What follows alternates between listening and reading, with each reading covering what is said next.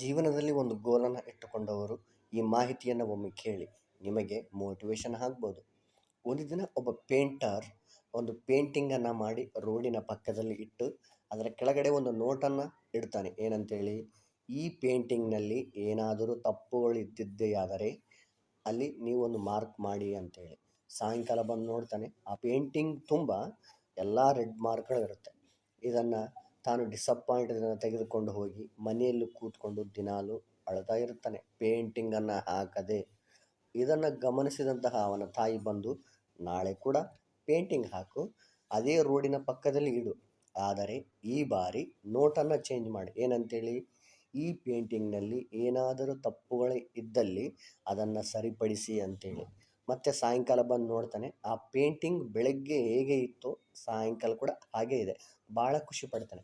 ಆವಾಗ ಅವನ ತಾಯಿ ಹೇಳುತ್ತಾಳೆ, ಪ್ರತಿಯೊಬ್ಬರು ಕೂಡ ನಮ್ಮ ತಪ್ಪುಗಳನ್ನು ಎತ್ತು ತೋರಿಸುವವರೇ, ಇದರಿಂದ ನಾವು ನಮ್ಮ ಕೆಲಸವನ್ನು ನಿಲ್ಲಿಸಿ ಅಲ್ಲೇ ನಿಲ್ಲಬಾರದು ಅಂತೇಳಿ ತನ್ನ ತಾಯಿ ಹೇಳಿದಂಥ ಮಾತು. ಸಬ್ಸ್ಕ್ರೈಬ್. Thank you.